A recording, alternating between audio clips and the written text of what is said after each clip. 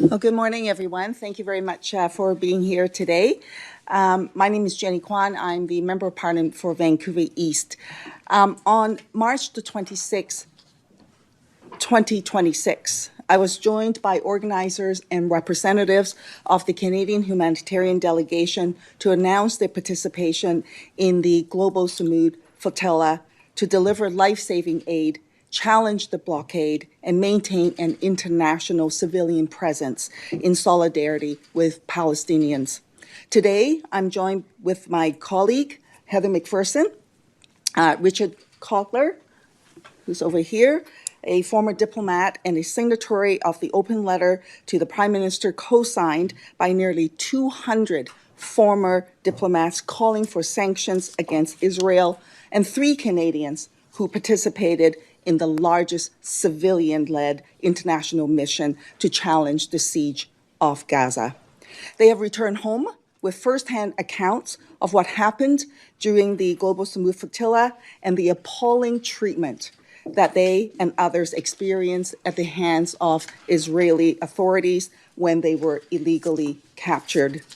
I want to thank Safa Shabib, sitting next to me, Ihab Lateliev, sitting here, and Louisa Ravili for their courage and for being here today to share their experiences.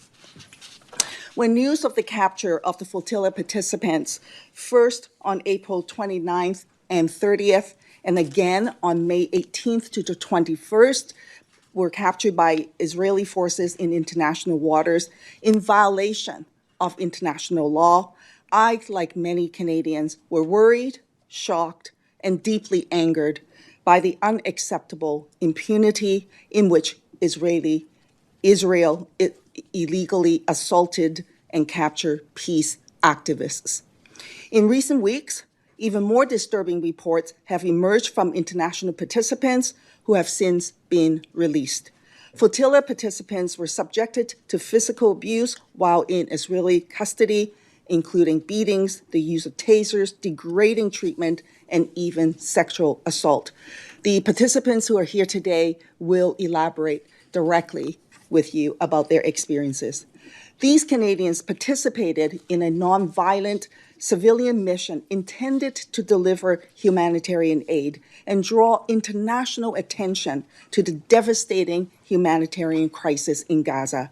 Instead, participants were brazenly and illegally captured in international waters and subjected to vicious treatment at the hands of Israeli government. The violence and mistreatment they experience is a sharp reminder of the violence civilians face and the ongoing genocide in Gaza. Prime Minister Mark Carney and Foreign Affairs Minister Anita Anand have publicly condemned what they described as appalling treatment of Canadian participants in the flotilla. While statements are welcomed, it does not equate concrete action. It is extremely disturbing that on May 26, mission participants, their families, Global Sumud Canada, and the Canadian boat to Gaza requested an urgent meeting with the Prime Minister and Minister Anita Anand. To date, they have received no response. The Canadians here with me today deserve to be heard. Their families deserve answers from their government. International human rights organizations, United Nations experts, and international courts have all raised urgent alarm regarding Israel's conduct in Gaza. If the Prime Minister believes that the treatment of these Canadians was appalling, he needs to treat them with respect. And 1, meet with them. 2, pursue full accountability. 3, support transparent and independent investigations into the gross mistreatment, and take action into Israel's ongoing violation of international law. With that, I'm now going to ask Safa to share her thoughts. Safa. Yeah. Thank you again, Jenny, and thank you all for support. I'm Safa Shabi, head of Canadian delegation of Global Sumud Flotilla, and one participant of this mission. I will start with French and with English. So, bonjour. Nous sommes ici aujourd'hui non seulement comme participants canadiens à la flottille, mais également comme témoins directs d'une attaque militaire violente menée contre une mission civile qui tentait de briser le siège illégal imposé à Gaza depuis près de 20 ans. Après une première interception illégale fin avril 2026, où 3 Canadiennes et 172 autres ressortissants internationaux avaient déjà été enlevés, les 18 et 19 mai 2026, 12 autres Canadiens ont été kidnappés en eau internationale par l'armée de l'occupation israélienne et détenus contre leur gré pendant 4 jours.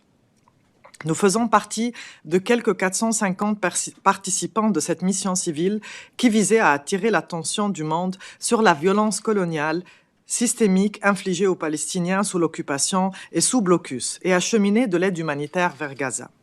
Au cours de notre détention, nous avons subi des violences physiques et psychologiques, battus, électrocutés, privés de sommeil, humiliés, menacés et plusieurs torturés ou soumis à des violences sexuelles, hommes et femmes. Imaginez les séquelles que peuvent laisser quelques jours de telles violences. Puis imaginez ce que vivent des milliers de Palestiniens qui sont exposés depuis des années, voire des décennies. Car ce que nous avons vécu n'est pas exceptionnel. Ce qui est exceptionnel, c'est la tension médiatique et diplomatique que notre situation a reçue presque parce que nous détenons les bons passeports. Aujourd'hui, 10 000 prisonniers palestiniens sont retenus captifs dans les prisons israéliennes, dans des conditions inhumaines, dont près de 300 enfants. Notre expérience nous a permis d'entrevoir, même brièvement, une réalité que les Palestiniens subissent depuis trop longtemps dans une indifférence internationale presque totale. Face à ces événements, nous avons écrit à 2 reprises au gouvernement canadien. Nous, ainsi que nos familles, nous avons demandé une rencontre avec le Premier ministre Mark Carney et la ministre des Affaires étrangères Anita Anand. Nous avons réclamé des explications concernant les attaques, les détentions et les abus subis par des citoyens et citoyennes canadiennes et présenté des demandes au gouvernement canadien. À ce jour, nous n'avons reçu aucune réponse, si ce n'est qu'un simple accusé de réception.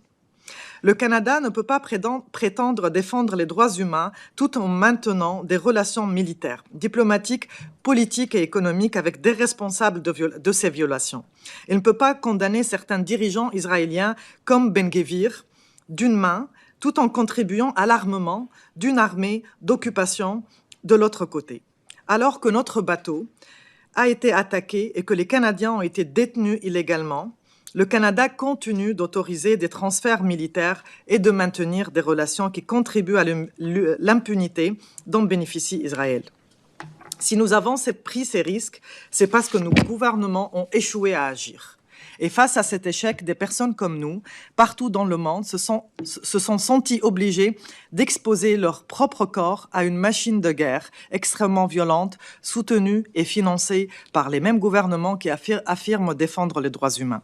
En 2025, seulement plus de 50 permis d'exportation militaire vers Israël ont été approuvés ici au Canada.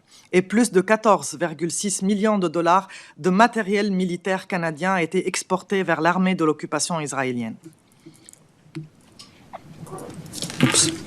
I'll continue in English. So, we therefore call for concrete measures, sanctions against Israel, a full bilateral arms embargo, the suspension of all cooperation that contribute to Israel's military effort, and an independent investigation into the attack committed against flotilla participants. History will judge us not only for the atrocity that have been committed, but also for how we choose to respond to them. Today, we are here to remind everyone that solidarity is not a crime, delivering humanitarian aid is not a crime, defending the right of Palestinian people is not a crime. The real scandal is not that ordinary citizen attempted to break an illegal siege. The real scandal is the impunity that continue to chill those who impose this siege, bombarded a civilian population, and violate international law with little accountability. Thank you. Thank you very much, Safa. Next, we'll go to Louisa. Good morning. Thank you for this time before you today. My name is Louisa.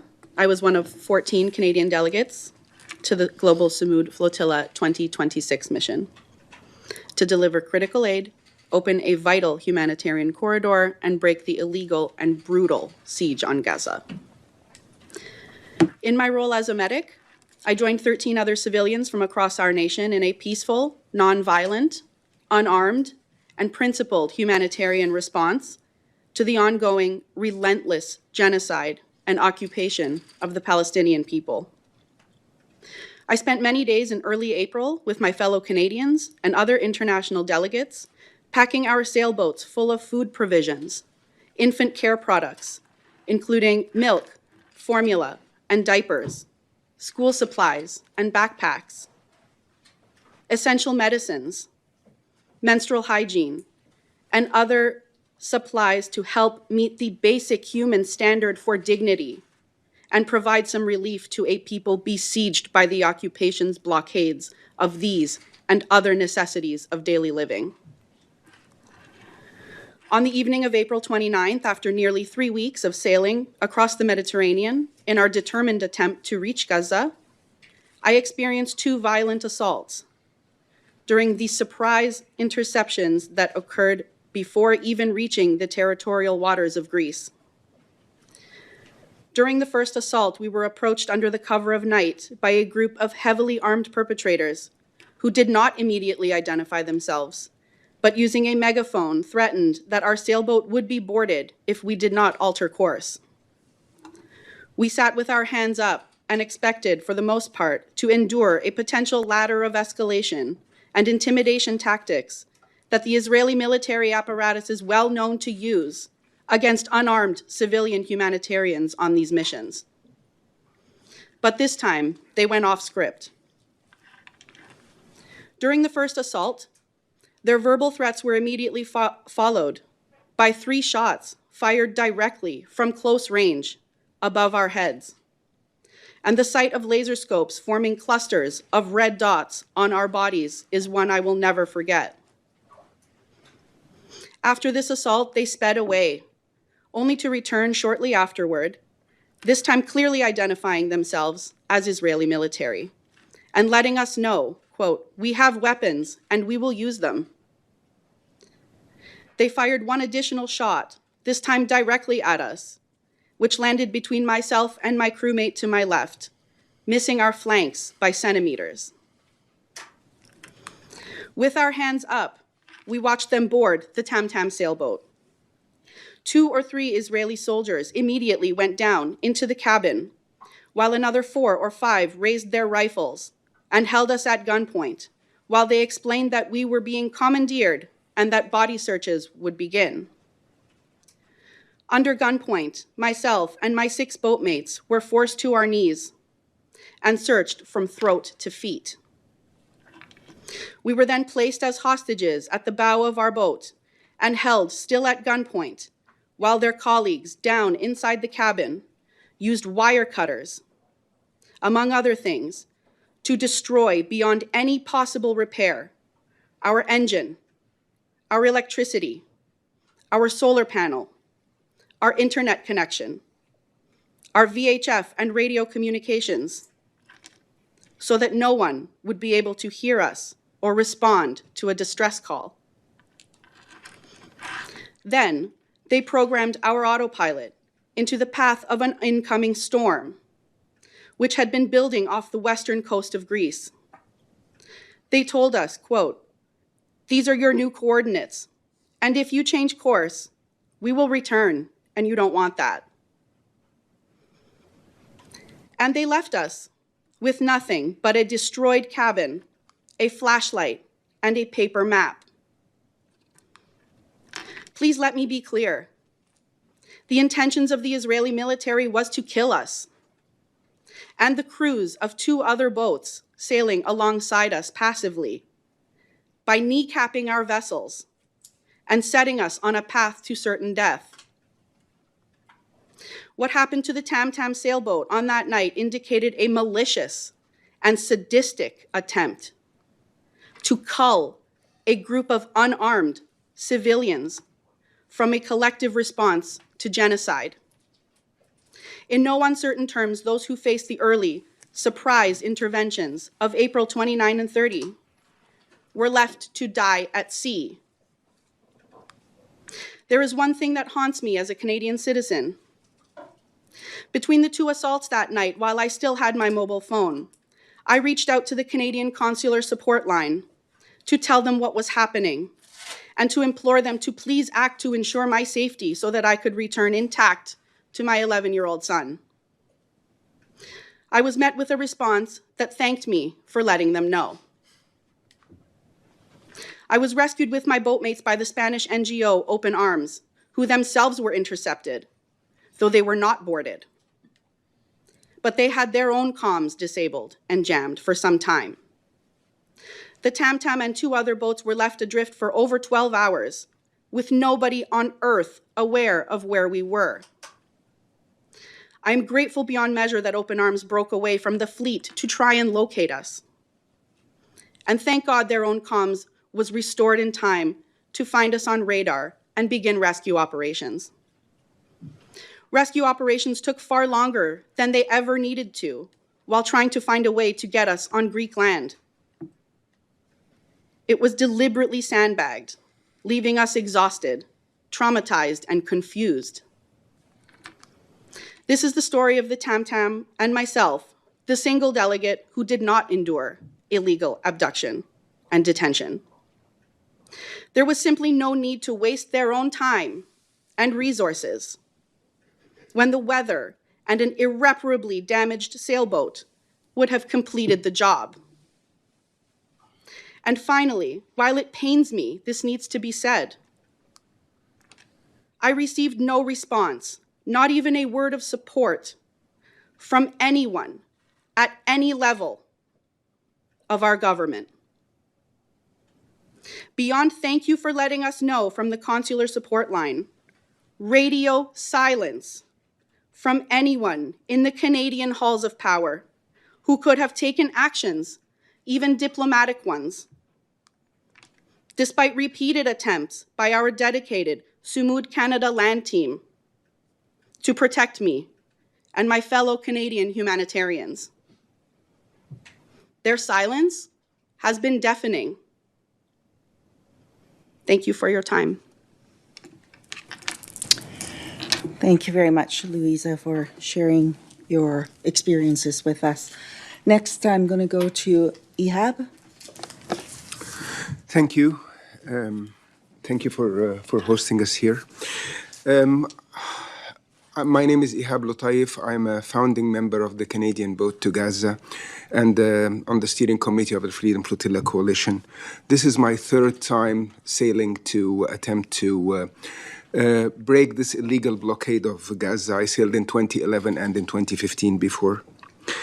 But this time it was really different. I'm not gonna repeat what Safa and Louisa said. We were attacked in the middle of the night, and there are many stories. There are 400 and some stories, and each one of them slightly differs from the other. We were attacked in the middle of the night, over 200 nautical miles away from any territorial waters that Israel can claim. Boarded, our boat commandeered to a prison ship where we endured strip searches, heavy beatings, put in uncomfortable positions, fed only bottles of water and loaves of bread that were thrown to us like dogs, sleeping 50 people plus in a 40-foot container, only with 1 layer of clothes because any other layers were taken from us and thrown in the sea. Stabbed myself in the hand for helping other detainees. Then, sorry. Beaten where my chest and ribs are still feeling the short of breath now, over 2 weeks after. Then taken into Israel, into the port of Ashdod, where the uncomfortable positions continued for the rest of the day. The beatings continued.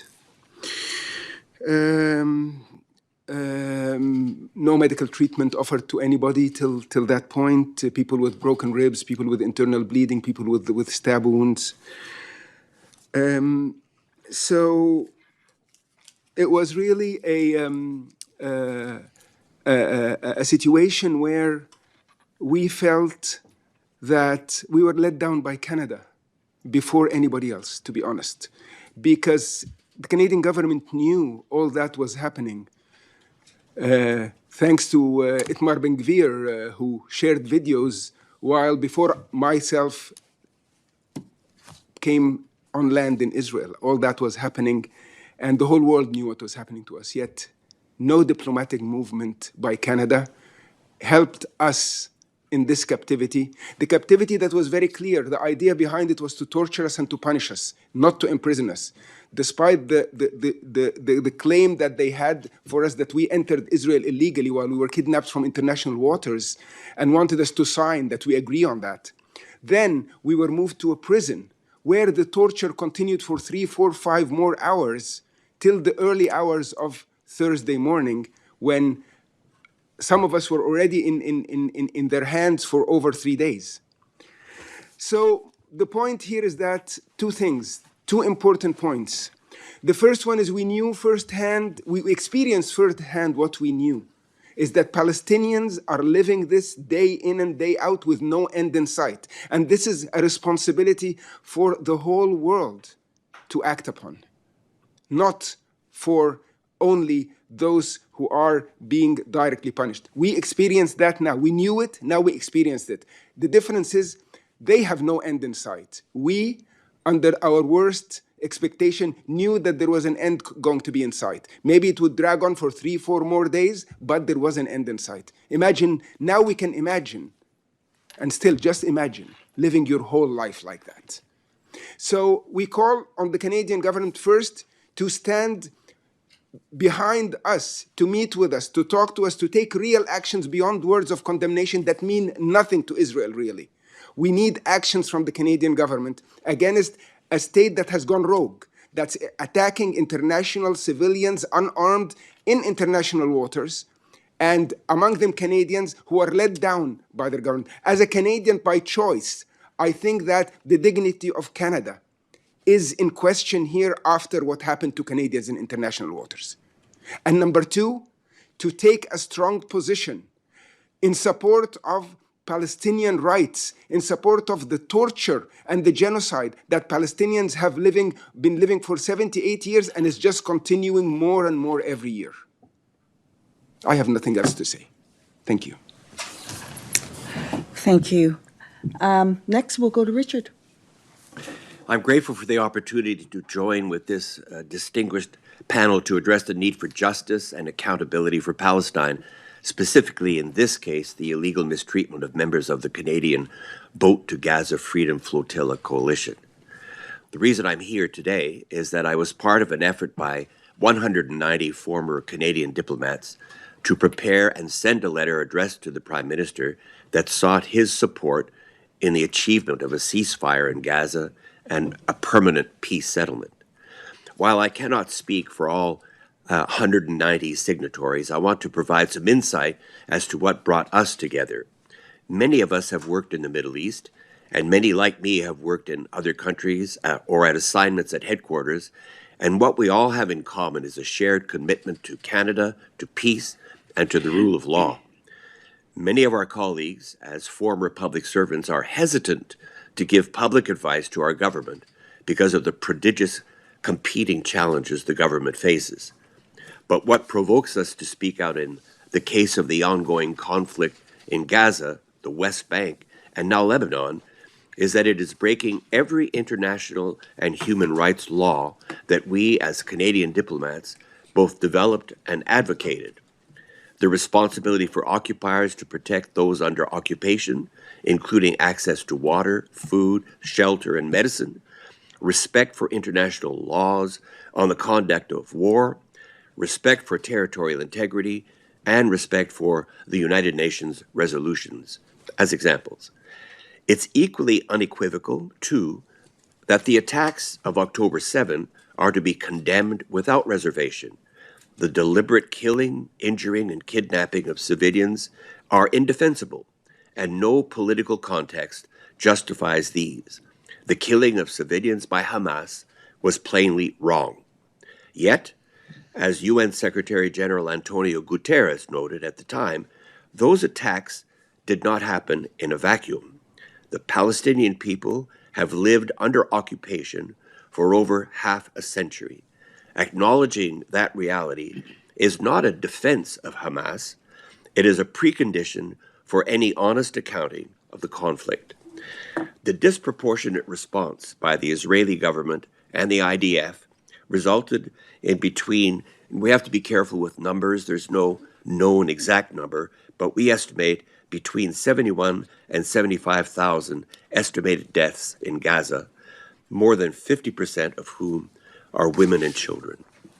In the West Bank, violent attacks by Israeli settlers have left over 500 dead, mostly civilians.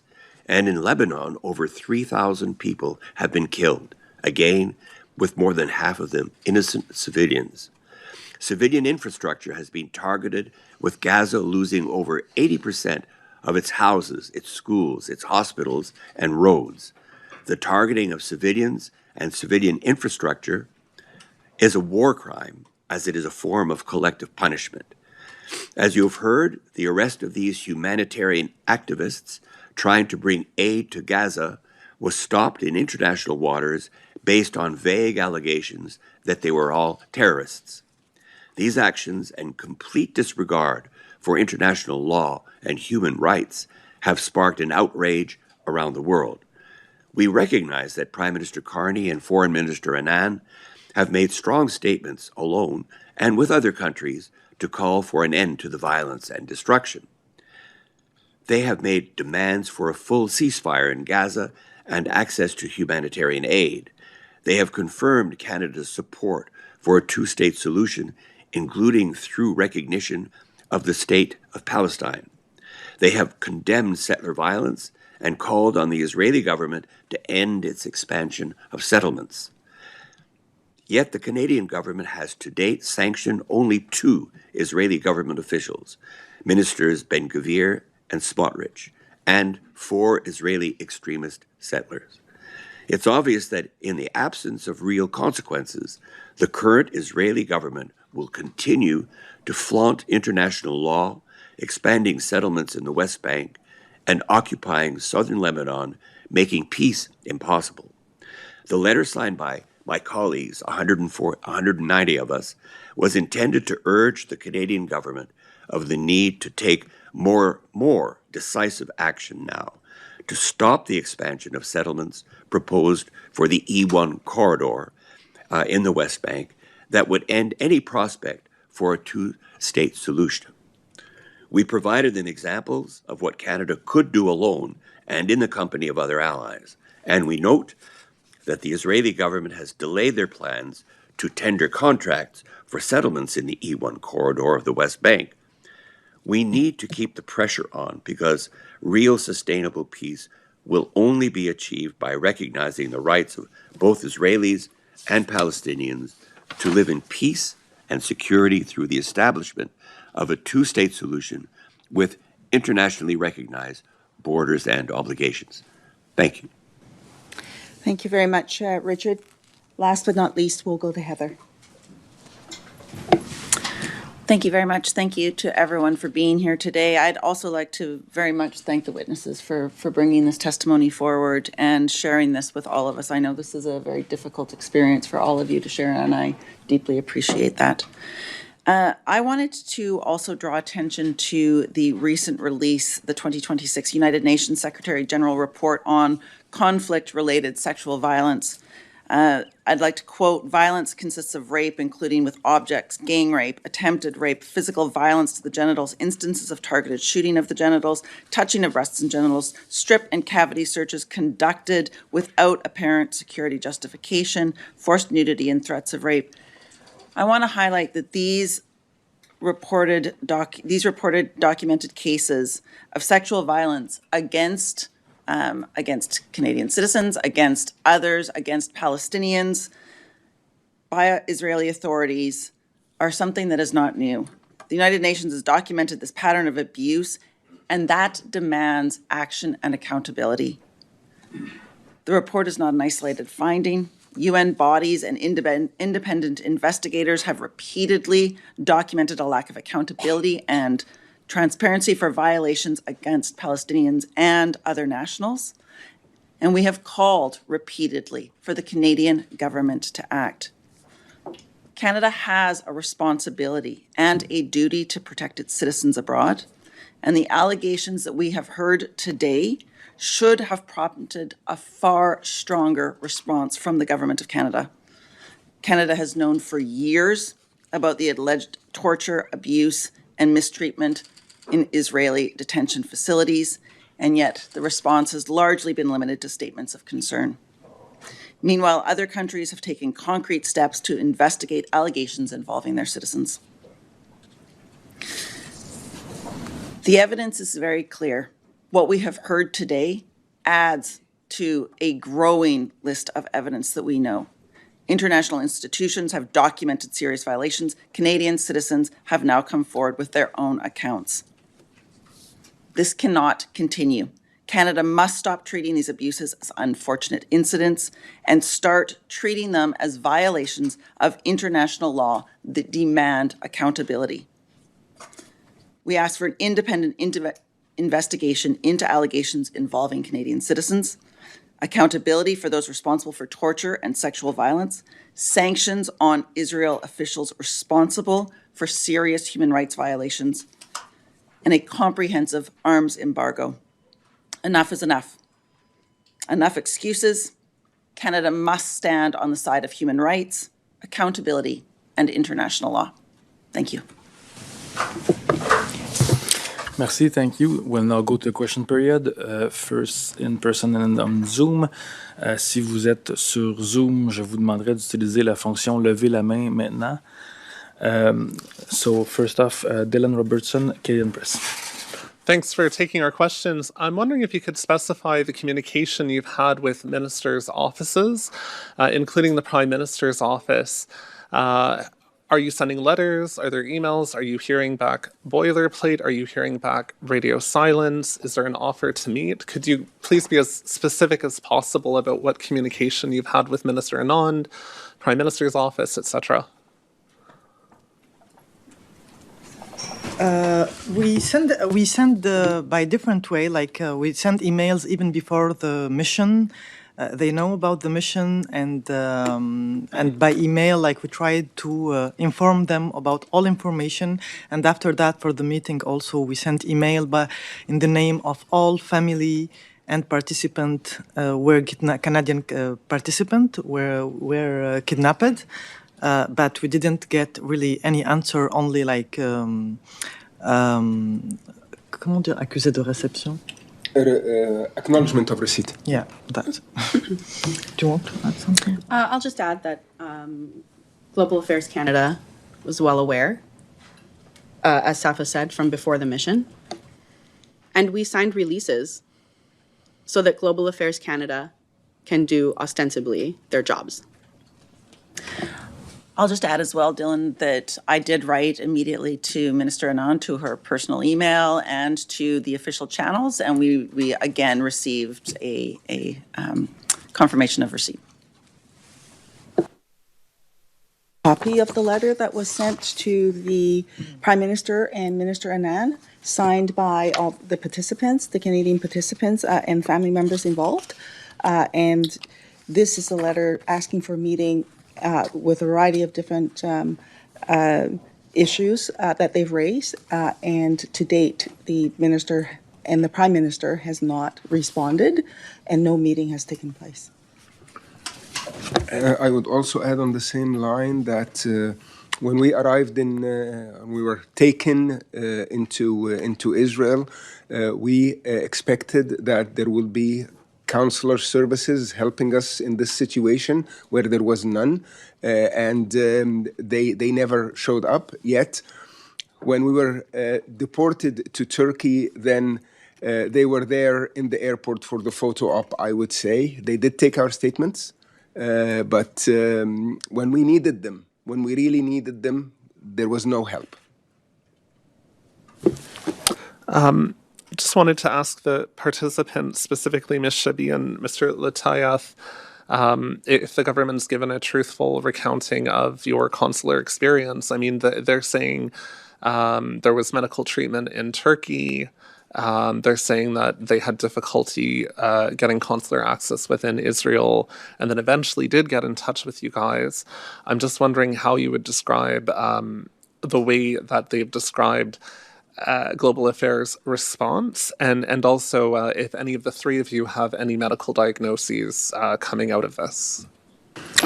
In Turkey, they did show up, as I said, in the airport, and then they came. But the medical treatment we got in Turkey was courtesy of the Turkish government and supporters. We were treated in Turkey. Many of us were taken to hospitals and got the treatment we never got in Israel. They did visit us in whatever hotels we were at the next day to take our statements. That happened, but again, when we needed them was when we were being tortured, and the whole world knew that was happening, and there was nothing at that point that we saw or we felt. The human rights law firm Adala inside Israel came to us at immigration while we were being processed, but no appearance of any Canadian consular service.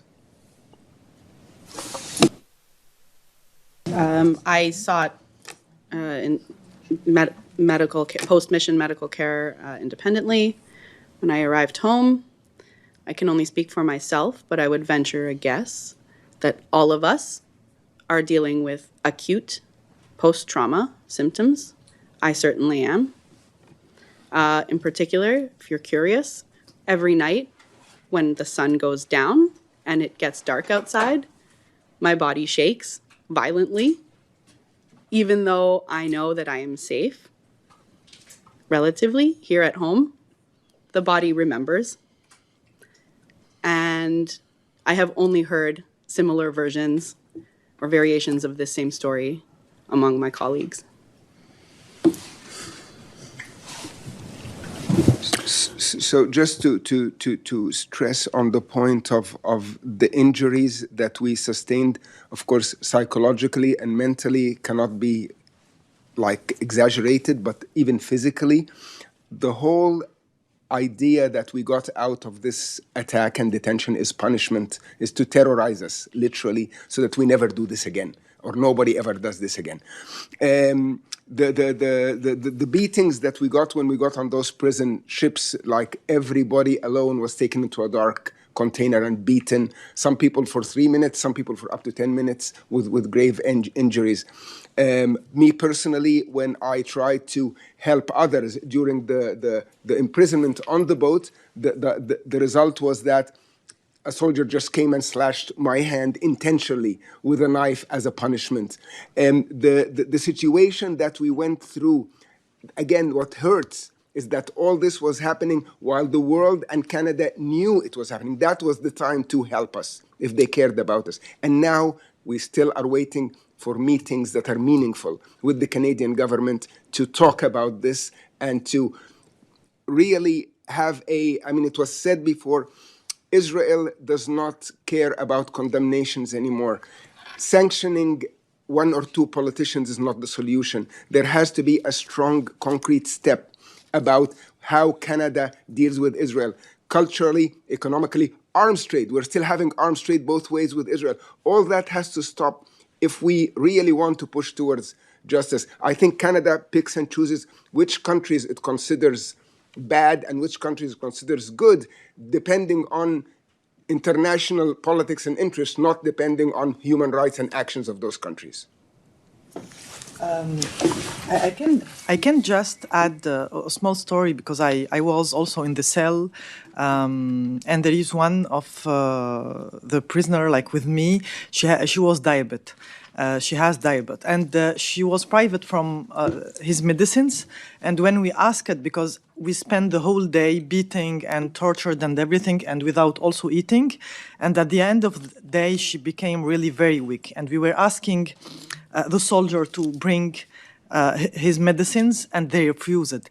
And they beating us also more because we are asking about that. And after that, we asked them just to bring something to eat for her, because if she doesn't eat, she can really will be like very difficult situation. And they, after like talking and asking, and they were also threatening us to kill us with the green laser from outside. And they bring like 2 biscuits, like just to continue until the end, until liberation, and go to Turkey. They didn't bring her any medicine. And another one also in the boat prison was injured, and she has really a big injury in his leg, and she and they just make like the basic how to say first aid. And after that, when she went also to Turkey, she made stitches. She stayed like 4 days without any medicines also with that. So, and it's just some examples, but really we have a lots of examples that we have no care, and even when you ask about it, they don't give us any more. And also the Canadian government, for sure, they didn't bring our help after that. Yeah. May I add a couple points? Is there time? Let's see if there are other questions, and then maybe we can come back. I see no questions on Zoom right now, but je vais utiliser mon privilège de président peut-être pour poser une petite question à Madame Safa. Vous avez mentionné que vous demandez une enquête, une investigation canadienne. Est-ce que vous avez porté plainte aux autorités policières, par exemple au Canada ou dans un autre pays, ou sinon quel genre d'investigation vous voudriez voir?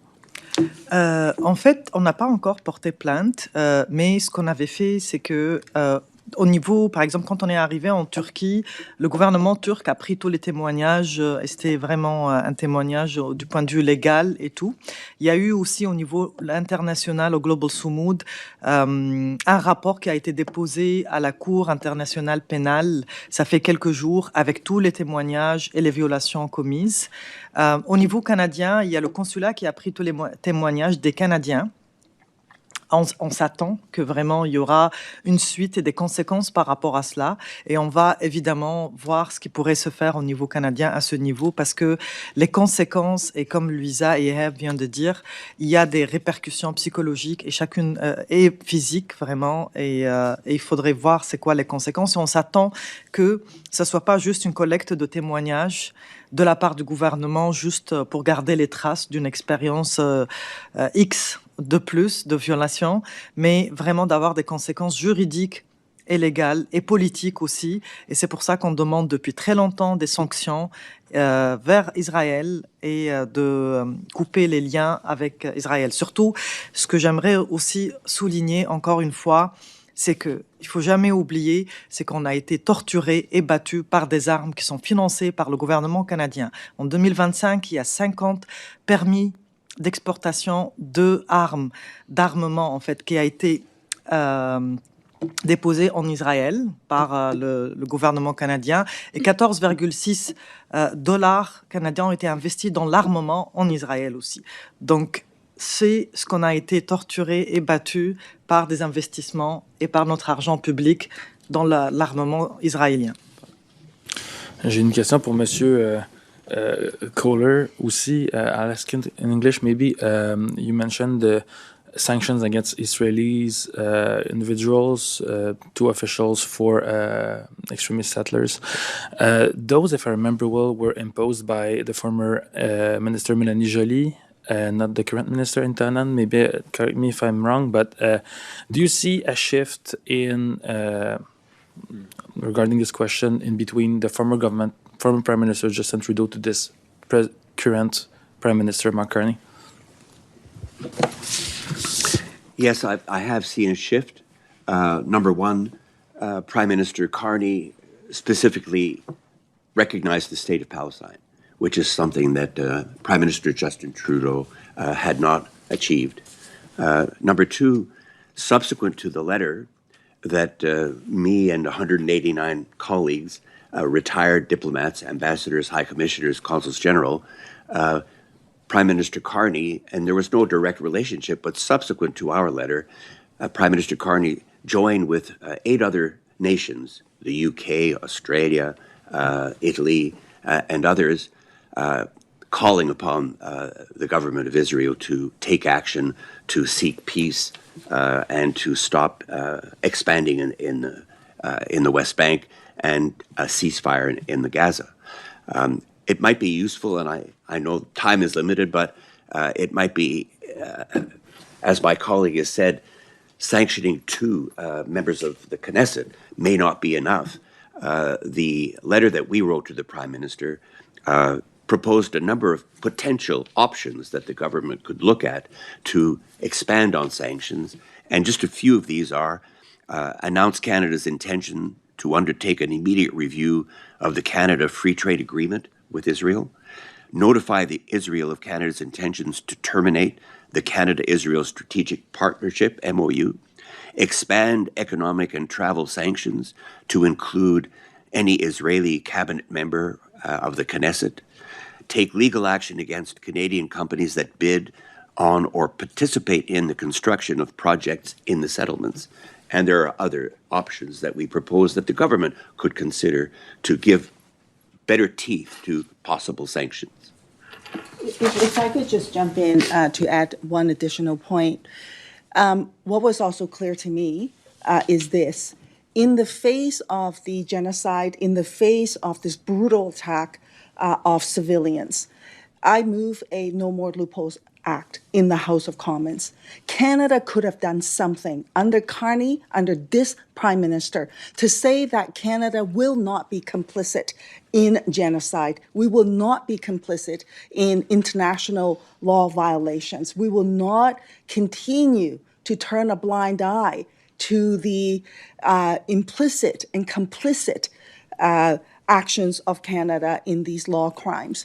But the Carney administration voted against my bill. More than that, Minister Anand in the House of Commons said my bill was irresponsible and outright say that Canada is abiding by the Arms Trade Treaty, when in fact, she knows very well that there's a giant loophole where arms parts and components are being rammed through to the United States and then shipped elsewhere in violation of international law and to commit these atrocities.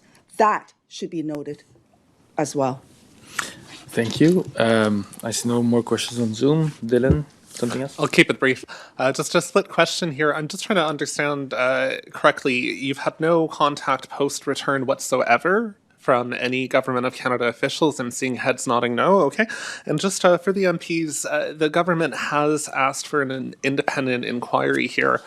You're saying that this is not enough and that others have done more. Could you just briefly summarize what you're talking about that Canada should be doing that its peers are doing? Jenny, would you like to start? You go ahead as the critic. Well, there are many things that we've been asking for the Government of Canada to do for a very long time. Of course, we should be terminating the SIFTA. We should be imposing sanctions, as my colleagues have mentioned earlier. You know, the Government of Canada has an obligation to protect Canadian citizens and provide more than just consular service, but to provide support after and has not even taken the courtesy of meeting with these Canadian citizens. The Government of Canada has an obligation to uphold international law, as Jenny Kwan just mentioned. You know, we are not living up to international law when it comes to the international or to the Arms Trade Treaty. That's international law. That's Canadian law. The Genocide Convention, of which we are a signatory, we are not living up to our obligations under that situation as well. So the Canadian government is writing an awful lot of statements and not taking the steps necessary to protect Canadian citizens, to protect international law, and to actually play a meaningful role in stopping a genocide that is ongoing. Can I just add something? So I will add something in the same line. We saw the exchange between the Prime Minister of Canada and the President of Israel. and then the statements that came out after that exchange. Of course, the exchange did include this small part of that the Prime Minister is condemning what happened to us. But the rest of the releases that came out from both sides were very friendly and very collegial. And also, I question myself, why did that happen with the President of Israel, which is a symbolic position, not with the Prime Minister who has executive powers? So there are many pointers there that Canada is not taking this strongly in any way diplomatically with Israel, or that Israel is just, shoving Canada's concerns aside. And that's, again, very, very concerning for us. One other item I think is absolutely critical for the Carney administration to conduct an independent review regarding the actions of the failures of the Canadian authorities with respect to prior, during, and after the experiences of the flotilla participants. There is a big gulf of difference in terms of what transpired just from what we heard today versus what the government says they had done. And that is also accountability. Accountability at every single level is required. Merci. Thank you. Voilà qui met un terme à cette conférence de presse. Bonne journée. Thank you.